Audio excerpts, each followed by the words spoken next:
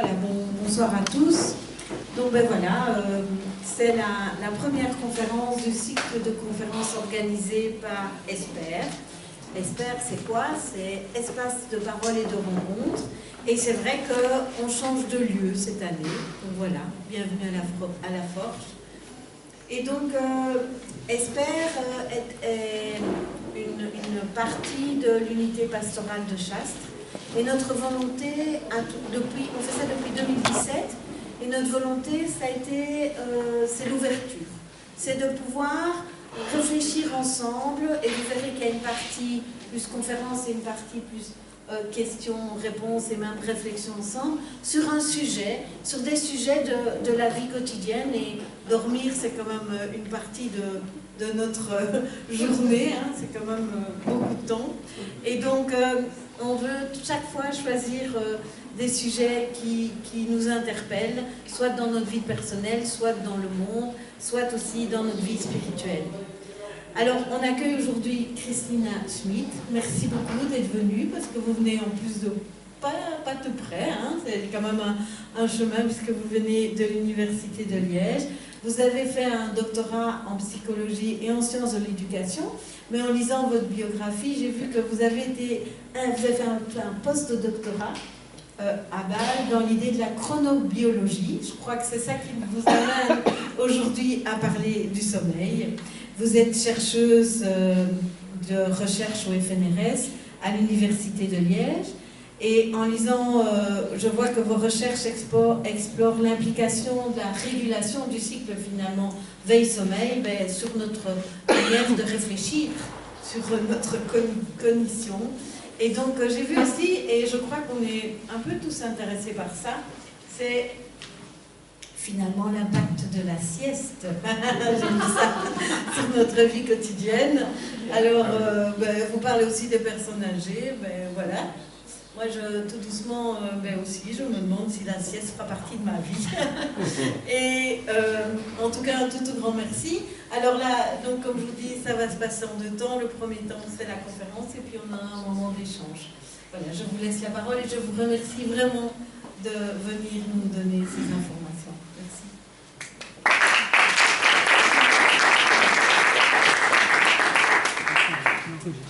Oui, donc bonjour, et moi, je vous remercie pour l'invitation. Donc, on m'a demandé de faire une conférence sur le sommeil. C'est une thématique très vague, mais merci c'était à Evelyne, non, mais merci d'avoir résumé un peu les thématiques qui vont être abordées ici, parce que forcément, je ne travaille pas sur tous les aspects du sommeil, et j'ai décidé de choisir ceux où je pense m'y connaître un peu plus donc aujourd'hui.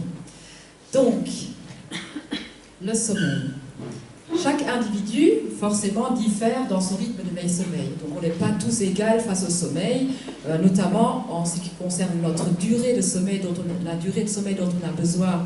Elle est fort différente entre individus, mais aussi l'heure de notre sommeil. Donc, il y a des gens qui sont biologiquement parlant plus du soir ou plus du matin. Et ici, j'ai juste repris quelques exemples un peu plus connus. C'est mieux? Attendez. Mieux comme ça? Comme avant, c'est bien. Allô? Oui, je vais peut-être continuer à parler pour que... C'est mieux? Je peux essayer de parler plus fort aussi. Non, c'est bon, c'est bon. C'est bon? Sinon, n'hésitez pas à faire signe.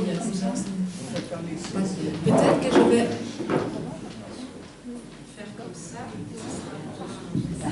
J'ai jamais fait de présentation assise. Je vais essayer ça aujourd'hui.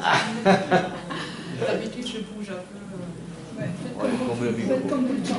Ça va perturber votre sommeil. Je mettrai assez d'activité physique si je reste assis. Voilà. Je vais faire comme ça. Donc voilà, chaque individu, premier constat, diffère dans son rythme. Ça ne sert à rien qu'on se cherche chacun le sommeil dont le conjoint ou dont les personnes qui nous entourent ont besoin, parce qu'on y est différent. Notre régulation diffère. Einstein, par exemple, il dormait 12 heures par nuit, alors que Churchill ou Victor Hugo, apparemment n'avait besoin que de 5 heures de sommeil par nuit pour être en forme. Donc, ça diffère. Maintenant, ce qu'il faut savoir aussi, c'est que le sommeil n'est pas un état uniforme. Donc c'est pas comme si on appuie sur l'interrupteur et on se dit voilà, maintenant on dort. C'est un état très hétérogène en quelque sorte. Donc tout comme à l'éveil, il y a différents états par lesquels on passe, pendant le sommeil, on y passe aussi par différents stades de sommeil. Et d'habitude, dans le laboratoire, mais même dans une clinique de sommeil, le sommeil, ça peut se mesurer. Il se mesure ici à travers toute une série de capteurs. Ce sont des électrodes qu'on place un peu partout sur la tête, mais aussi au niveau des yeux, et qui permettent finalement de caractériser le stade dans le sommeil dans lequel on se trouve. Donc, et ça, il capte en quelque sorte l'activité électrique de notre cerveau, qui lui est différent en fonction de si on se trouve dans un sommeil profond ou plus ou moins léger. Donc, si quelqu'un a déjà été dans une clinique de sommeil ici, peut-être, ben voilà. Donc vous savez de quoi je parle, on nous met des câbles un peu partout pour essayer de mesurer où se trouve le problème. Et d'habitude, en sortant de la clinique du sommeil, c'est ce sorte de diagramme que vous allez recevoir. Donc ça, c'est un hypnogramme qui ici, il reflète, ici vous avez sur l'axe des X le temps passé dans le laboratoire ou en sommeil. Et ici, vous avez, vous voyez bouger la souris? Oui, oui, oui. Ok. Et ici, vous avez la profondeur ou les différents stades de sommeil qui existent.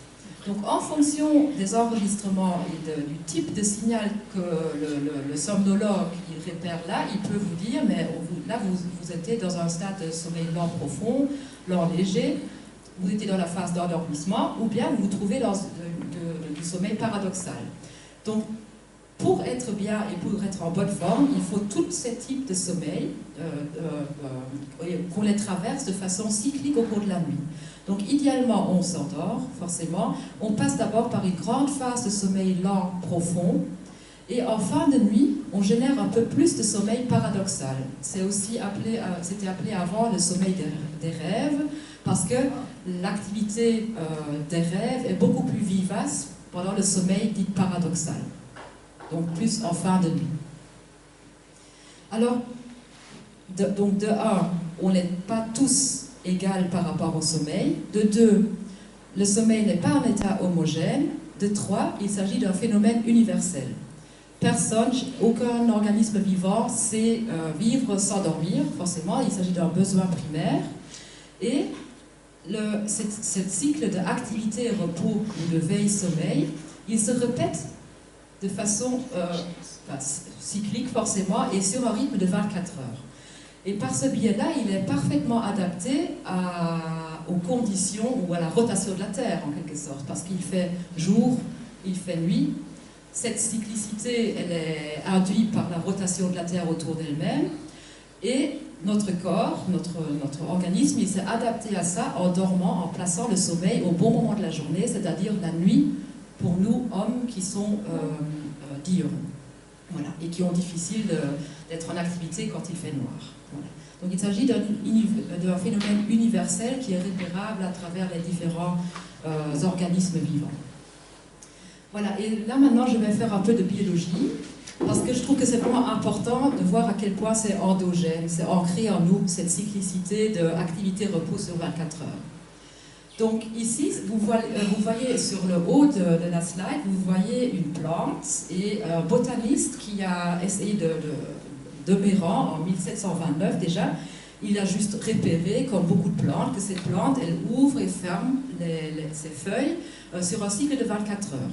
Il s'est dit, ben, c'est normal, la plante elle a besoin de la lumière, donc quand elle est exposée à la lumière, elle ouvre ses feuilles pour capter au maximum la lumière. Et puis, il a décidé de mettre cette plante dans sa cave, donc plus de changement lumière-obscurité, et il observe qu'elle continue à faire ce comportement de ouvrir et fermer ses feuilles, même s'il n'y a pas de changement entre lumière et obscurité. Donc ça, c'était la première preuve que cette cyclicité de 24 heures, qui est vraiment très régulateur de notre sommeil, est endogène. Donc on n'a pas besoin, c'est quelque chose qui est ancré chez nous et c'est même observable au niveau de la plante. Donc la plante, en quelque sorte, elle se permet de fermer, et donc vous le voyez ici, donc même s'il n'y a pas de lumière, il y a ce cycle de activité-repos chez cette plante. Et c'était la première preuve qu'on a tous une horloge en nous qui nous dicte d'être actif à un moment particulier de la journée et de se reposer à un autre moment de la journée. Pourquoi je vous dis ça? Parce que, en quelque sorte, la même chose existe chez l'homme.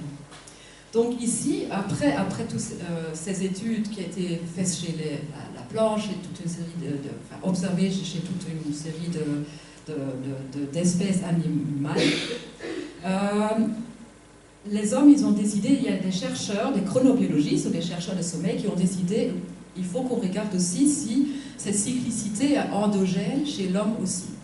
Donc ils ont décidé d'aller vivre dans une caverne pendant plus d'1 mois et ils ont repéré leur cycle de veille-sommeil afin de voir si cette cyclicité de 24 heures, elle reste même en absence de ce changement entre lumière et obscurité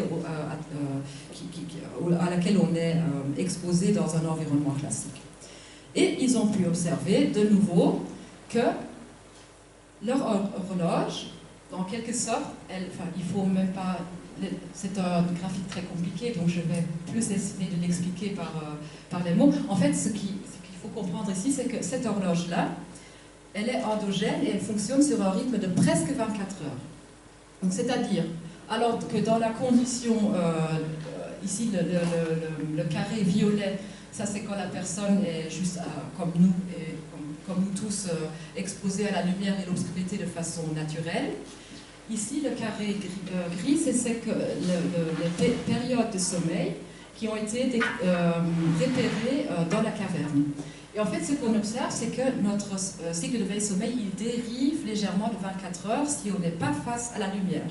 C'est-à-dire qu'on continue à avoir cette cyclicité, mais cette cyclicité n'est plus exactement sur 24 heures, ce qui fait que chaque jour, on va dormir un peu plus tard ou un peu plus tôt en fonction de notre horloge. Verdict, il doit y avoir quelque part dans notre corps une horloge interne qui nous dicte de quand on doit dormir et quand on doit rester réveillé. Des années plus tard, cette horloge elle a été repérée et elle se trouve dans une partie bien spécifique de notre cerveau, plus particulièrement dans l'hypothalamus. Et ça, l'hypothalamus, c'est vraiment une toute petite structure, un noyau de quelques dizaines de milliers de neurones qui se trouvent dans notre cerveau et qui donne, qui nous dicte en quelque sorte l'heure qu'il est.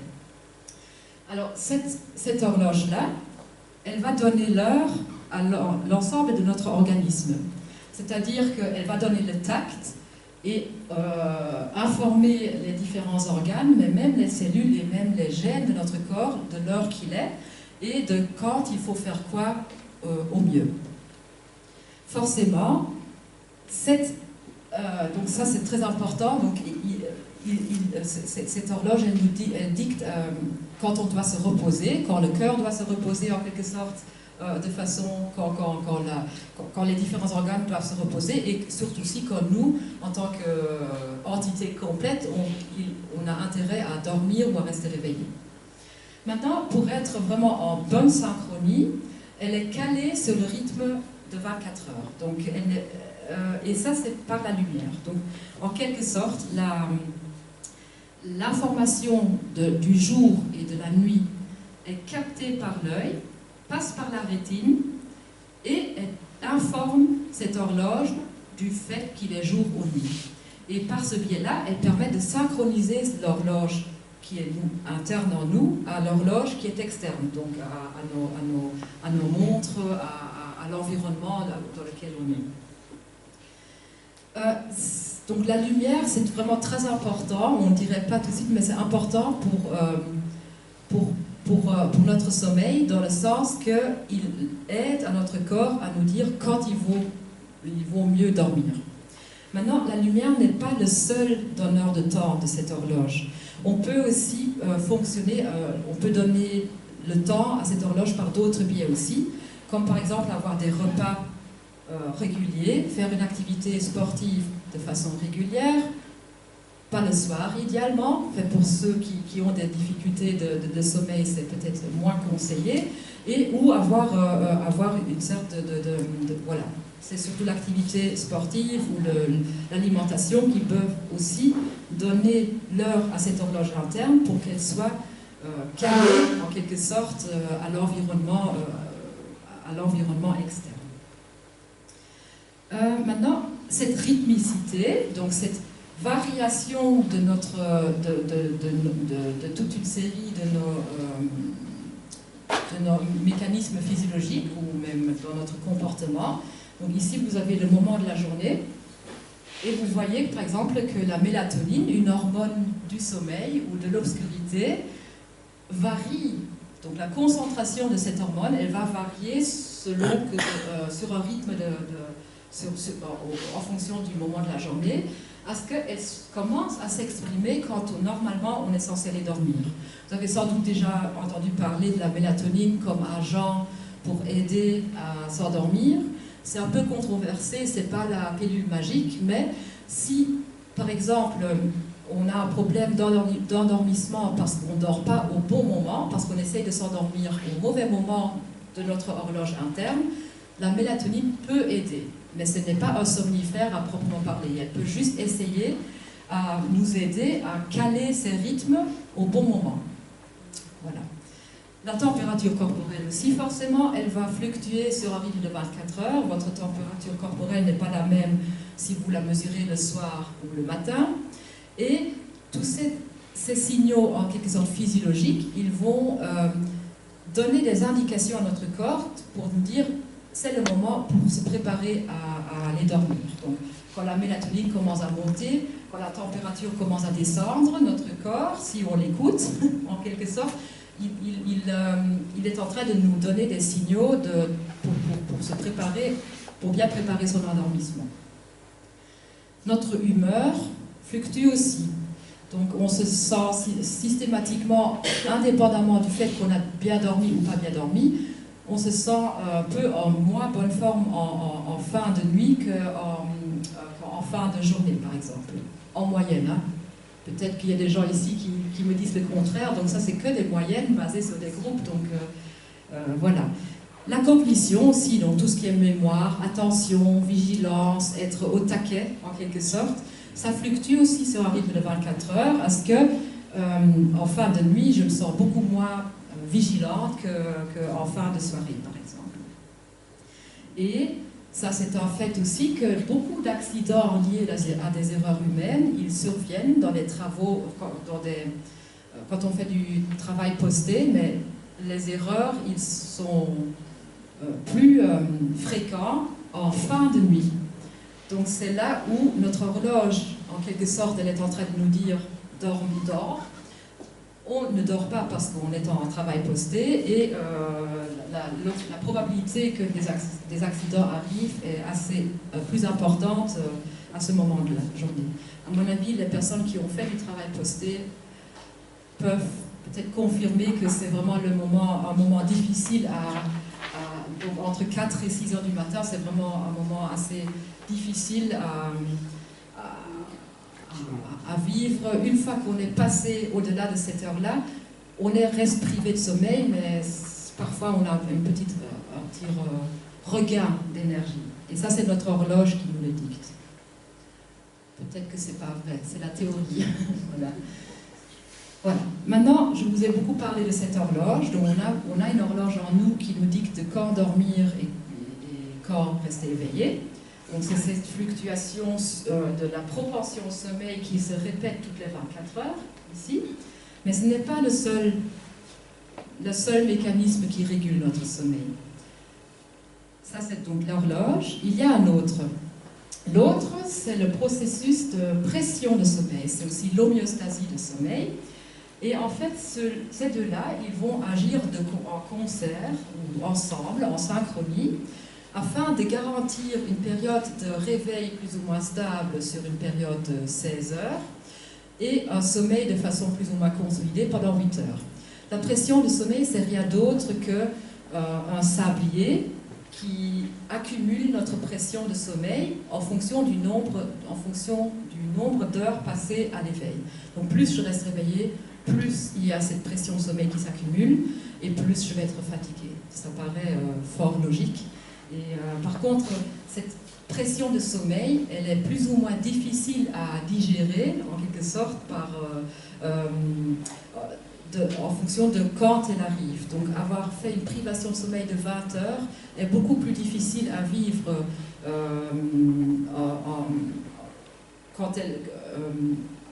en début de journée qu'en fin de journée. Parce qu'en fin de journée, on a le signal d'alerte qui se remet en place, en quelque sorte, pour contrer à cette privation de sommeil.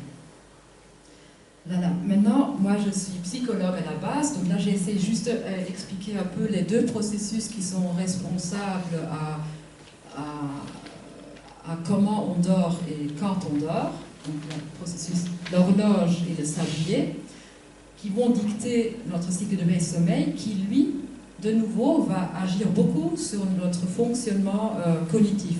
Donc sur nos capacités de vigilance, d'attention et la manière dont notre cerveau est capable d'assurer ce genre d'effort cognitif. Oui, bon, ça, je pense que je vais laisser tomber parce que c'est à la limite, je l'ai déjà en quelque sorte dit. Ça aussi, je vais quand même le dire de façon très brève. En fait, ce qui a été montré, c'est que, et ça c'est important à mon avis pour les personnes qui travaillent qui font du travail de nuit par exemple. Donc forcément, quand on fait un travail de nuit, on peut rester réveillé. Notre corps ne va pas simplement faire un switch et tomber dans un sommeil. Mais la manière dont on arrive à rester réveillé pendant la nuit peut être relativement différent. Donc le fonctionnement cérébral qui sous-tend l'éveil pendant la nuit est légèrement différent que le fonctionnement du cerveau pendant l'éveil quand on est en journée. C'est-à-dire, par exemple, si je suis médecin, probablement la manière dont je prends une décision pendant la nuit va être probablement tout aussi bonne, mais probablement elle va être sous-tendue par des mécanismes cérébraux différents. Alors que je vais beaucoup utiliser mon cortex frontal pour prendre une décision au courant de la journée, je vais peut-être plus baser ma décision sur une autre région, sur une autre région si je prends la même décision pendant la nuit. Donc, le cerveau, en quelque sorte, est fascinant parce qu'il arrive à nous garder éveillés, mais la manière dont il y arrive peut dépendre du moment de la journée. Voilà. Donc ça, c'est vraiment la manière dont on dort et la manière dont le sommeil est régulé va impacter sur notre vie quotidienne et aussi sur la manière dont notre cerveau va gérer cette vie quotidienne. Maintenant, j'avais parlé déjà un peu que le cycle de lumière et obscurité est assez pertinent aussi pour ça. Et ça, je vais revenir un peu plus dessus par la suite, parce que, comme déjà indiqué, que notre horloge biologique, donc, qui est le mécanisme qui sous-tend le sommeil, il est synchronisé par la lumière et l'obscurité. Il est synchronisé en quelque sorte par la lumière. Et donc, depuis l'invention de la lumière artificielle, on ne vit plus que par l'alternance entre lumière et obscurité, parce qu'on peut en quelque sorte nous-mêmes décider, mais aujourd'hui, maintenant, je vais décider que c'est le jour, parce que j'allume la lumière. Donc là, aujourd'hui, théoriquement, notre horloge va déjà croire qu'on va démarrer la nuit, parce qu'il fait déjà noir dehors. Alors que nous, on a décidé de prolonger cette période d'activité un peu plus, et ça, ce n'est que possible à travers l'invention de la lumière artificielle. Donc c'est très bien, bien sûr, on aurait pu vivre avec, sans la lumière artificielle, mais il faut quand même être conscient qu'elle peut aussi bousculer notre horloge interne. Ce ne sera pas un bousculement énorme, mais si j'ai déjà des problèmes d'endormissement, le fait de m'exposer à beaucoup de lumière artificielle à un moment où l'horloge a envie de dormir peut nuancer notre sommeil, en quelque sorte. Voilà. En plus, c'est fort différent de quand cette lumière est donnée. Donc, la lumière affecte notre rythme de veille-sommeil. Par contre, l'exposition à la lumière, elle est très différente en fonction de quand je la reçois, donc quand je suis exposée. Ici, vous avez votre cycle. Donc j'aime bien ces courbes-là, je les montre à chaque fois, mais en fait c'est un cycle il faut s'imaginer que c'est un cycle de activité-repos, donc c'est cette cyclicité entre veille et sommeil. Si je décide d'avoir beaucoup de lumière en début de journée, le matin, mon cycle d'activité-repos va être décalé, mais dans le sens qui va s'avancer. Donc beaucoup de lumière en matinée va avancer mon rythme endogène. Beaucoup de lumière en fin de journée va aussi décaler, mais retarder mon cycle de veille-sommeil. Donc, et ça c'est l'exemple qui est typiquement, donc beaucoup de lumière le soir, tendance à retarder mon endormissement en quelque sorte. Maintenant, on fait beaucoup d'études qui sont intéressées sur le fait que d'être exposé à des écrans en fin de journée, on le fait tous, les adolescents peut-être encore un peu plus, et alors les adolescents, ils sont déjà des couches tard. Alors si on s'expose à cette lumière en journée et qu'on dit à notre horloge il n'est pas encore temps de s'endormir, il faut encore tenir un petit coup, ça risque, dans certains cas, de renforcer cet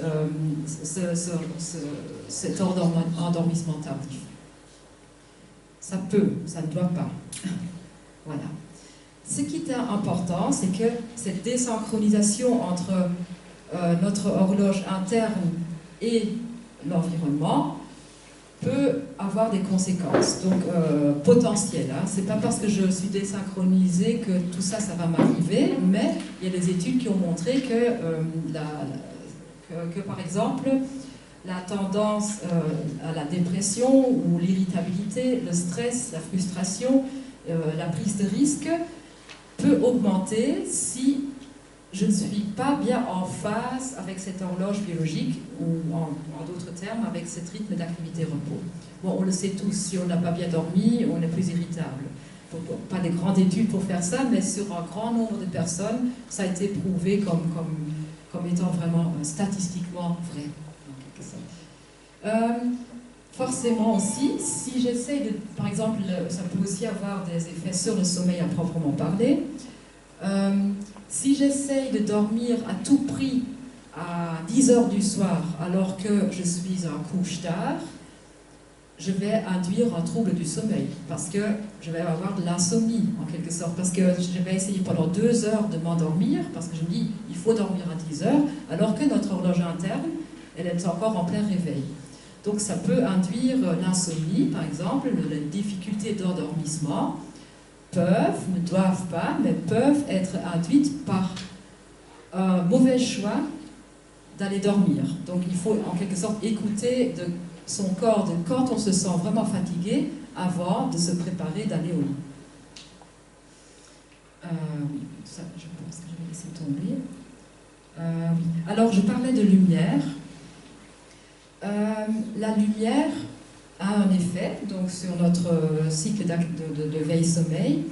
Et en fait, je trouvais cette découverte assez intéressante parce qu'ils ont observé que c'est vraiment une fonction qui est fort ancrée dans notre physiologie.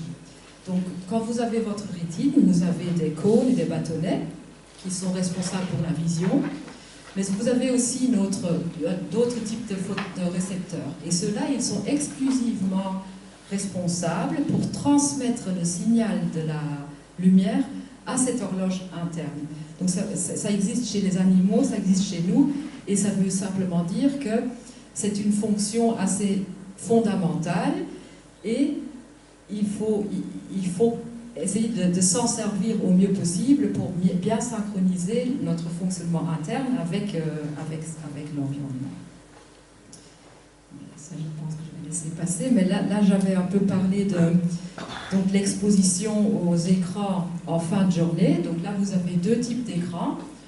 Une fois vous avez des écrans LED, donc les LED, je pense qu'il n'y en a plus d'autres actuellement. En fait, les écrans LED, c'est les écrans actuels, ils sont enrichis par un type de lumière, la lumière bleue, dans le spectre bleu, qui est particulièrement sensible à activer notre horloge. Donc ça veut dire que, comparé aux écrans qu'on utilisait avant, potentiellement, ces écrans LED, ils ont encore plus la capacité de nous activer à un moment où on n'est pas censé être actif.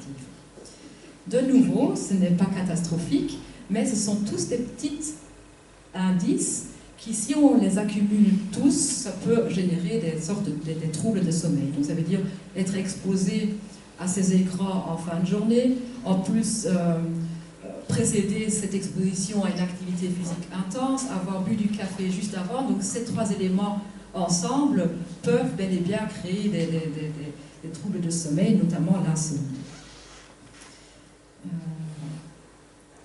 Alors, je suppose que... Là maintenant, c'était l'importance de la lumière, l'importance de dormir au bon moment de la journée et de n'aller dormir que quand on sent le besoin de s'endormir. Maintenant, le besoin de s'endormir va changer en fonction de notre âge. Donc, le besoin de sommeil en soi, il change. Donc, c'est pas parce que j'ai besoin de 9 heures de sommeil à 18 ans que je n'aurai toujours besoin de 9 heures de sommeil quand j'aurai, en l'occurrence, quand j'ai 42 ou même 65. L'horaire de sommeil change aussi. On a tous, enfin pas tous, mais on a généralement tendance à devenir un peu plus du matin quand on devient plus âgé. Donc ça veut pas dire qu'on est tous matinal, mais ça veut dire que par rapport à quand j'étais adolescente, probablement mon horaire de sommeil va être un peu plus avancé quand j'aurai 60 ou 65 ans. Et malheureusement, c'est inhérent, le sommeil est plus fragmenté quand on devient plus âgé. Donc, j'ai une personne âgée, donc âgée dans les études, c'est classiquement à partir de 65 ans, ne me demandez pas pourquoi, mais voilà, ce sont les critères par facilité, voilà, à mon avis, c'est un peu aberrant, mais bon, voilà, c'est comme ça.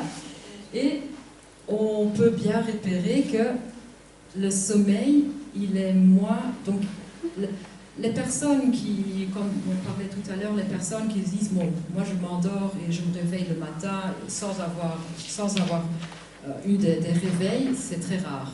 Donc ça devient de plus en plus rare. Ça existe toujours, encore bien, de nouveau c'est fort variable, mais ça devient un peu plus compliqué en moyenne. Et ça, malheureusement, si je ne dors pas bien ou de façon fragmentée pendant la nuit, mais forcément c'est un peu plus compliqué de fonctionner de façon correcte le jour après, parce que notre corps a besoin de sommeil pour fonctionner. Donc le besoin en soi change aussi. Donc ici, vous avez un graphique qui essaye de repérer le nombre d'heures dont on a besoin quand on est du newborn, donc de l'enfant entre 0 et 3 ans, jusqu'à la personne plus âgée. Et on voit que le nombre d'heures de sommeil dont on a besoin diminue avec l'âge. Par exemple, un adolescent a besoin de plus de sommeil qu'un adulte, et un adulte, selon ces graphiques-là, en tout cas selon les statistiques, aura besoin de plus de sommeil qu'une personne plus âgée, voilà, parce qu'on est toujours adulte quand on est âgé, donc c'est toujours un peu difficile à trouver les bons termes, forcément. Pardon ?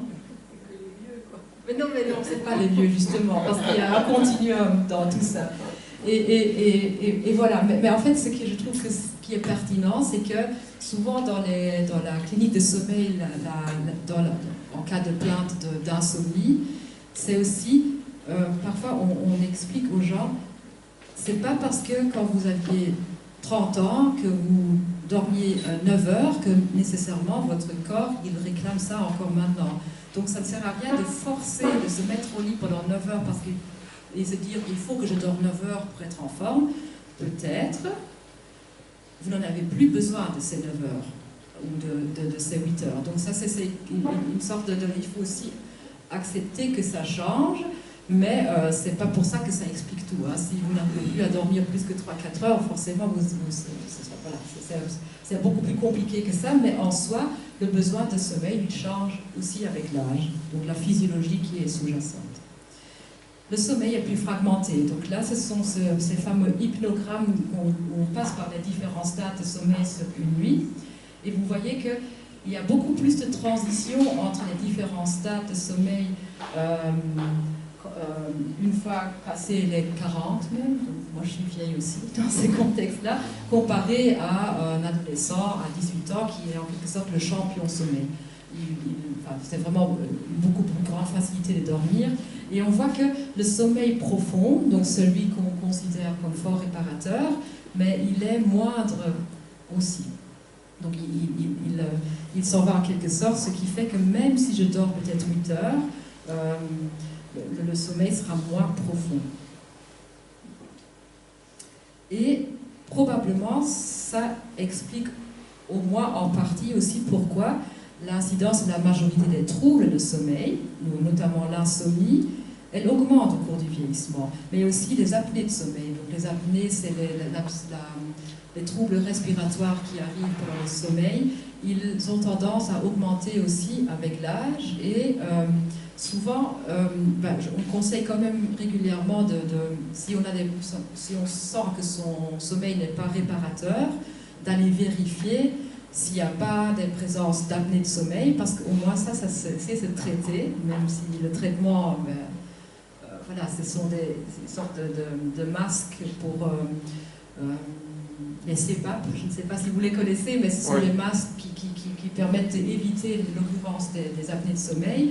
Et dans certains cas, ça peut être fort aidant quand même, parce que une fois qu'on s'est habitué, mais on a l'impression que le sommeil devient plus réparateur de nouveau.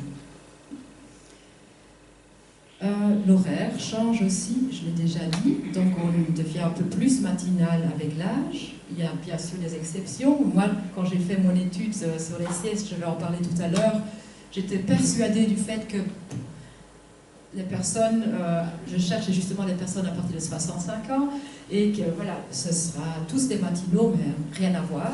J'ai beaucoup plus de personnes qui vont dormir plus tard que moi que ce que j'imaginais, donc forcément c'est variable. Donc c'est pas un verdict, mais en moyenne, si on prend des milliers de personnes et on leur demande quand c'est votre horaire préféré, mais la tendance devient plus matinale avec l'âge. C'est ça que je veux dire par là. Et l'horloge, cette fameuse horloge, elle devient un peu plus silencieuse. Donc ici, vous avez l'expression de la mélatonine, donc cette hormone de sommeil, qui, normalement, elle présente donc cette augmentation au cours de la nuit, ici, et elle est presque absente, l'expression de la mélatonine est presque absente pendant la journée. Et ici, de nouveau, en moyenne, les personnes entre 55 et 75, dans cette étude-là, montrent un taux d'expression moindre de la mélatonine pendant la nuit que les personnes entre 20 et 35 ans. Donc, de nouveau, les limites sont arbitraires, mais voilà, ça veut dire que probablement, cette différence entre jour et nuit est un peu moins distincte au fur et à mesure qu'on devient plus âgé. Et ça a quoi comme conséquence? C'est peut-être que justement, les indicateurs de l'horloge qui nous indiquent qu'il fait jour ou qu'il fasse nuit sont plus faibles, ce qui fait que notre cycle de sommeil et d'éveil devient un peu moins distinct. Et ça, on peut mesurer. On n'a même pas besoin d'aller dans le laboratoire pour ça, parce que beaucoup de cliniques de sommeil maintenant travaillent aussi avec les petites montres qui permettent de capter votre activité, notre activité, et permet ainsi de détecter les périodes de repos et de forte activité en quelque sorte. Donc ça n'indique pas si vous dormez ou si vous ne dormez pas, mais ça indique quand vous permettez à votre corps d'être dans une phase de repos. Et alors si on mesure ça ici sur plusieurs jours, donc ici à chaque fois c'est fort petit, hein, mais en fait plus c'est noir, plus il y a de l'activité, Ici, vous voyez, donc ça c'est 1 jour, 2 jours, 3 jours, 4 jours, etc. Donc là, la personne a porté cette petite montre sur plusieurs journées. Et on voit que là, il y a une période où c'est quasi blanc, ça veut dire que là, la personne, sans doute, elle dort. Et alors, on peut voir que ici, c'est assez clair, donc activité et sommeil, et qu'il y a l'endormissement plus ou moins tous les jours à la même heure. Donc là, on voit beaucoup d'activités en journée, peu d'activités la nuit, et cette activité ou ce sommeil il est toujours induit au bon moment de la journée. Donc ça, c'est l'idéal. Alors maintenant, ça c'est la réalité. Donc ici, et maintenant je prends ici un extrême, parce que forcément, il y a peu de personnes qui peuvent se permettre d'avoir ce cycle d'activité-repos, toujours à la même heure, toujours dormir 8 heures, toujours ça. Alors c'est l'idéal, mais ce n'est pas toujours possible. Parfois ce n'est pas possible parce qu'il y a des contraintes professionnelles, sociales, d'autres contraintes. Parfois la contrainte elle est interne. Et interne dans le sens que je n'y suis plus en quelque sorte capable de le faire. Je veux, mais je ne le peux pas. Alors c'est normal. Je pense qu'on a tous ça quelques jours, et même, comme je disais, quand on devient plus âgé, on a tous plus de... Enfin, on a tendance à avoir plus de difficultés de dormir, mais ça devient encore plus prégnant dans toute une série de maladies. Donc, je ne dis pas maintenant, si vous avez des troubles du sommeil, vous avez la maladie d'Alzheimer. Hein? Loin de là. Je veux juste faire une observation que ça va en quelque sorte dans les deux sens. Une fois, si les troubles du sommeil commencent à augmenter, ça peut être un indicateur d'une évolution vers une maladie d'Alzheimer, mais surtout, la personne qui est atteinte de la maladie d'Alzheimer va développer encore beaucoup plus de problèmes de sommeil. Donc ça c'est assez connu, qu'il y a vraiment des patients qui sont atteints de la maladie, ils ont des difficultés de rester éveillés pendant une journée, pendant la journée, mais maintenant tout le monde a souvent difficile de rester éveillé pendant une journée, mais il y a aussi beaucoup de mouvements et d'agitation pendant la nuit. Donc de nouveau, c'est normal, mais on observe juste que c'est encore plus prégnant dans le contexte de la maladie. Alors, oui, ça j'ai déjà dit. Que cette fragmentation peut être liée à au développement d'une série de pathologies, comme par exemple la maladie d'Alzheimer, mais aussi forcément si notre horloge devient plus silencieuse, notre tendance à faire une sieste augmente en quelque sorte, parce que alors que l'horloge à la base elle nous dicte essayer de rester réveillé en journée, ben, si elle est plus silencieuse, mais on aura peut-être plus tendance à s'endormir, et ça va augmenter probablement la fréquence de la sieste. Donc je ne suis pas une contre-sieste non plus, j'essaie juste de comprendre la raison pourquoi on dort dans mes études. Donc, pourquoi on fait la sieste? Parce que la sieste, elle est ancrée culturellement dans beaucoup de pays, et elle a été montrée comme avoir beaucoup de bienfaits. Il y a juste aussi à côté de ça, donc la sieste comme un outil pour nous donner du sommeil au bon moment de la journée, un outil pour nous donner du sommeil en quelque sorte quand on en a besoin.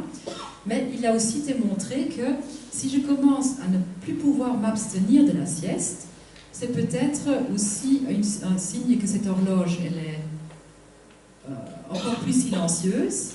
Et ce qui est vicieux en quelque sorte, c'est qu'en faisant la sieste, mais tous les jours pendant 2 heures, donc je parle de la grosse sieste tous les jours de 2 heures, j'ai probablement tendance à encore plus diminuer cette horloge. Donc voilà, j'essaie de pallier à cet silenciement de l'horloge parfait en faisant une sieste, mais en faisant une sieste, en tout cas si elle est très longue ou très fréquente, je risque d'amplifier cette diminution de l'horloge. Voilà. Donc, C'est ça. Donc, en fait, ce qui est intéressant ici, c'est qu'il y a le sommeil a donc été lié à notre fonctionnement. Et ce qui est important à savoir ici, c'est qu'on peut agir sur notre sommeil. Donc, ce n'est pas une fonction perdue, en quelque sorte, ou gagnée. Il y a toute une série d'indications d'hygiène de sommeil qui nous permettent de peut-être essayer d'un peu mieux dormir à côté des somnifères, bien sûr. Voilà. Alors,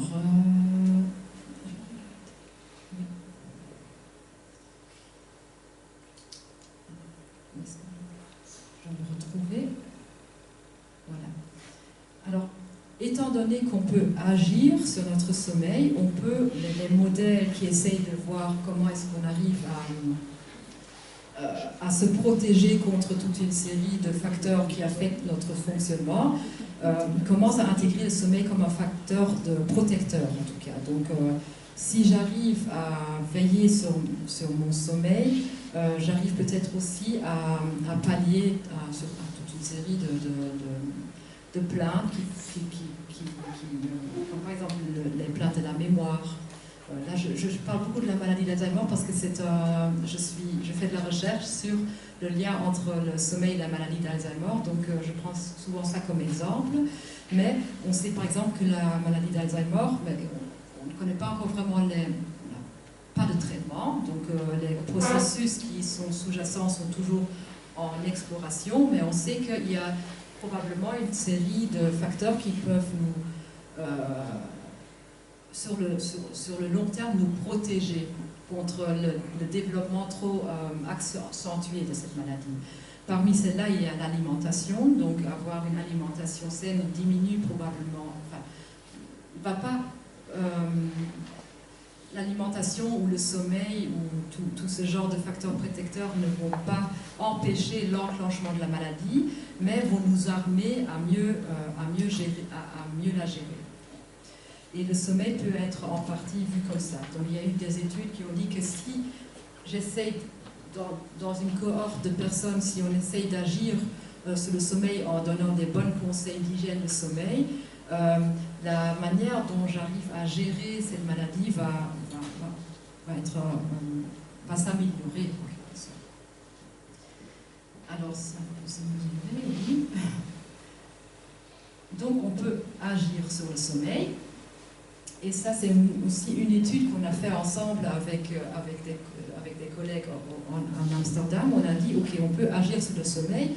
Et comme je suis un peu chronobiologiste et que la lumière m'intéresse beaucoup, vous avez sans doute déjà remarqué, on s'est dit, ok, ce qu'on a fait. Donc, on est allé dans les homes pour personnes âgées,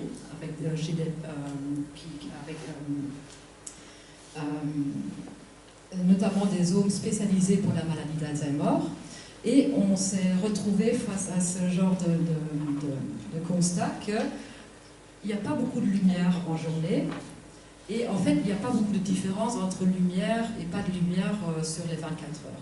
Donc ça veut dire que surtout l'après-midi, c'est l'heure de la sieste, donc on éteint la lumière. Notre horloge, à la base, elle réclame la lumière en journée, donc aussi l'après-midi. Donc ce qu'on a essayé de faire, c'est qu'on a installé des dispositifs lumineux dans ces zones-là, et on a essayé de voir est-ce que le sommeil s'améliore suite à ça. Donc au lieu d'être dans des chambres plus obscures ou relativement obscures, on a conseillé aux patients et aux infirmiers qui les suivaient d'essayer de s'exposer beaucoup à la lumière en journée. Et on a pu observer, pas chez tout le monde, c'est pas la magie, que la différence d'activité entre jour et nuit, donc un sommeil probablement moins fragmenté, suite à quelques mois d'exposition à beaucoup de lumière, comparé à faire la sieste et être dans l'obscurité au courant de l'après-midi. Donc ça veut dire que si vraiment le cycle est fort fragmenté, aider un peu avec la lumière peut s'avérer utile. On a aussi observé, donc ça c'est pas une étude à nous, mais c'est une étude de collègues suisses, que c'était plus une découverte en quelque sorte fortuite, mais les collègues ils se sont rendus compte qu'être exposé à la lumière le matin réduit la durée du séjour à l'hôpital.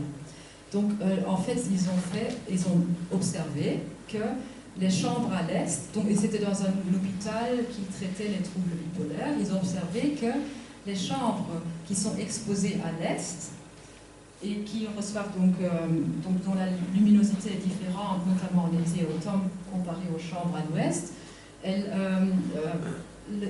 nombre la durée du séjour à l'hôpital est différente. Donc moins pour les chambres exposées beaucoup à la lumière que les chambres moins exposées à la lumière. Donc en quelque sorte, de nouveau, ce n'est pas magique, mais c'est quand même assez intéressant comme constat. Et c'est notamment dans toute une série de troubles psychiatriques, mais la luminothérapie, ça existe aussi par exemple. Donc dans certains cas de dépression, la lumière, elle peut aider aider. Ça ne remplace pas du tout le traitement médicamenteux, mais ça peut être une sorte d'aide. Voilà. Et les jeunes. Donc là j'ai parlé beaucoup de personnes âgées. Maintenant, je voulais encore, dans la dernière partie de l'exposé, parler de...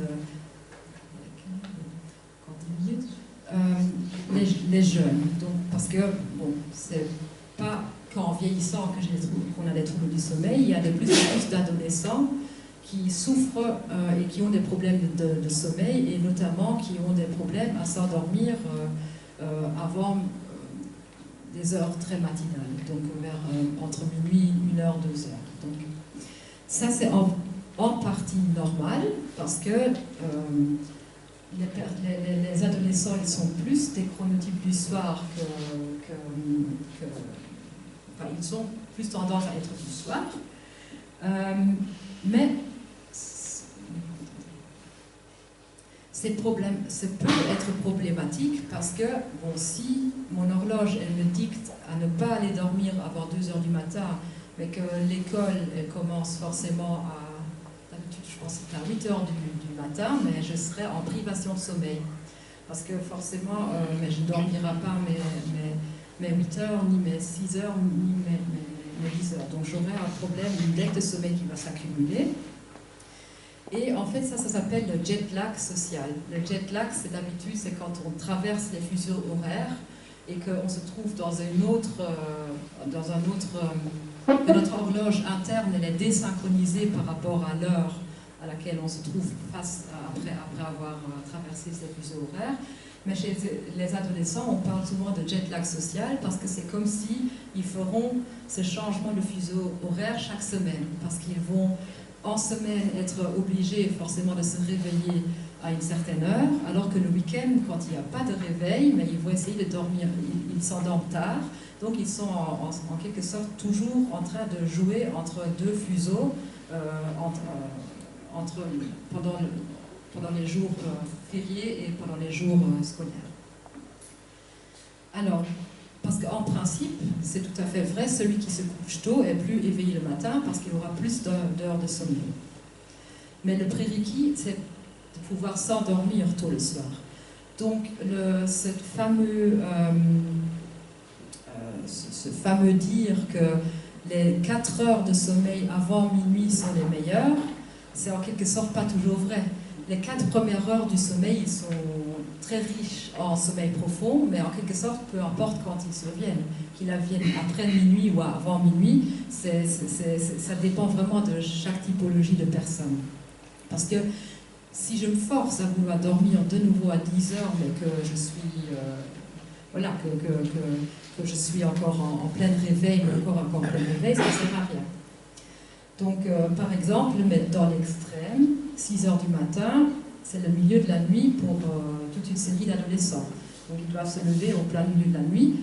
Je ne suis pas une adepte à adapter ça, parce que, en quelque sorte, plus on va en faveur de ces horaires tardifs, donc plus en quelque sorte on le permet, plus probablement ça va se développer au fur et à mesure. mais il faut quand même rester compréhensif et vigilant au fait que plus on avance les horaires scolaires, plus les adolescents vont être en dette de sommeil. Et en Suisse, par exemple, il y a des écoles qui ouvrent à 7 heures, enfin qui commencent à 7h ou 7h30 du matin, et ils remarquent vraiment des grands problèmes parce que voilà, c'est trop peu de sommeil les politiques en Suisse, ils sont en train vraiment d'essayer de bouger ça pour que voilà. En plus, on commence avec les maths, les cours bien, où il faut être bien réveillé, alors que certaines de ces adolescents, ils sont toujours en pleine nuit. Voilà. Maintenant, oui, ça j'ai déjà dit, donc on réduit le temps. Mais bien sûr, le besoin de sommeil, j'ai déjà dit aussi, je vais en parler. Et bien sûr, il y a des facteurs psychosociaux aussi. Donc, il y a moins. Le fait d'aller dormir plus tard quand je suis adolescente, c'est pas seulement notre biologie, mais il y a aussi des facteurs autres, bien sûr, parce qu'il y a moins d'influence parentale sur nos horaires de sommeil. Il y a aussi une influence accrue des normes, donc tout ce qui se passe socialement, c'est souvent le soir chez l'adolescent, donc tout ça, ça promouvoit la vespéralité. Voilà, ça je pense que dans l'étude suisse, j'ai déjà parlé. Alors voilà, je pense que je vais simplement terminer avec, donc en fonction de tout ce qu'on vient de voir, classiquement, il y a une série de conseils d'hygiène de sommeil qui peuvent paraître fort bateaux, donc c'est sans doute une grande partie de vous le fait déjà, et alors du coup ça commence à... Enfin, voilà, le fait déjà naturellement, mais bon, je vais quand même les lister. Donc, essayez de garder un horaire de veille-sommeil régulier, mais faire un compromis avec ça, n'allez dormir que quand vous ressentez le besoin. Donc idéalement, une fois que vous savez, mais mon horaire, là où je m'endors le mieux, c'est à 11h du soir, il faut essayer vraiment d'essayer de garder cette rythmicité, cet rythme, donc aller dormir à 11h, se lever à 6h, à 7h, et essayer de garder une régularité. Plus je change dans le rythme, plus mon horloge aurait difficile de s'adapter. Se méfier des endormissements en soirée. Moi, ça m'arrive aussi. Donc, je me permets après une journée, je me permets de me mettre dans le divan et je m'endors. Alors là, c'est pas très bien pour le sommeil de la nuit parce que j'ai déjà enlevé de mon réservoir de sommeil une certaine dette et celle-là, elle va manquer pendant le sommeil. Donc, ça va être difficile de faire un sommeil consolidé. Idéalement garder le rythme le week-end aussi, mais ça c'est plus pour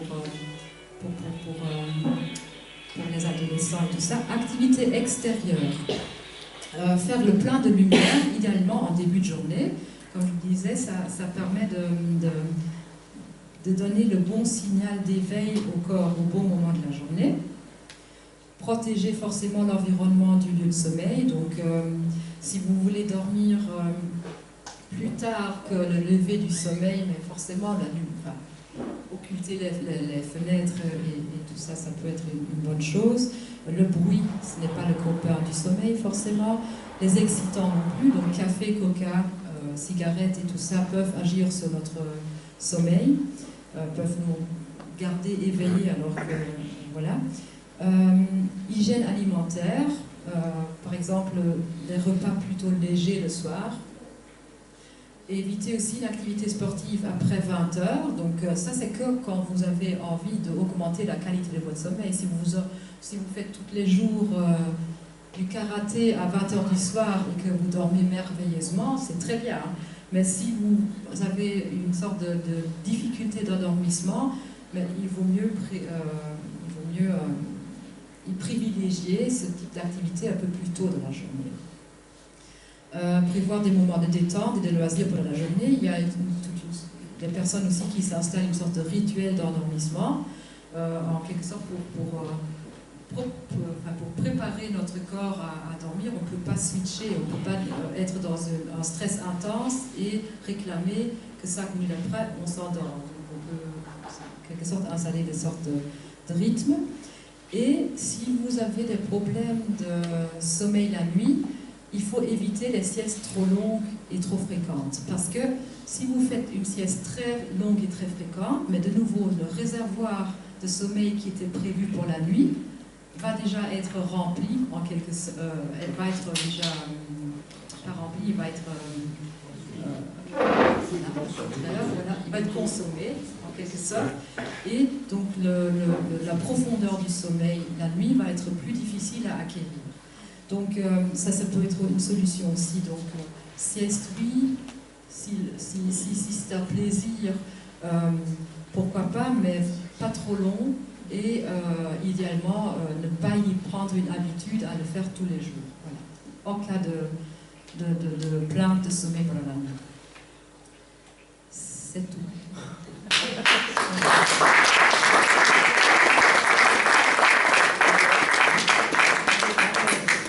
Voilà, donc il y a deux parties. Hein, donc on vous a dit plutôt la partie présentation et puis la partie discussion et puis la partie question. Alors on vous invite à vous mettre par groupe de 3-4. Alors on a mis 2 questions. Qu'est-ce qui m'a touché pendant cette conférence et que j'ai envie de partager avec mon petit groupe. Et puis si j'ai une question au conférencier ou à la conférence. Mais voilà, c'est de le noter. On est en train de distribuer des papiers et des bics et comme ça, voilà. On va vous mettre, disons, 10 minutes. Comme ça. 10 minutes, ça va? Comme ça, vous avez l'occasion de pouvoir parler entre vous.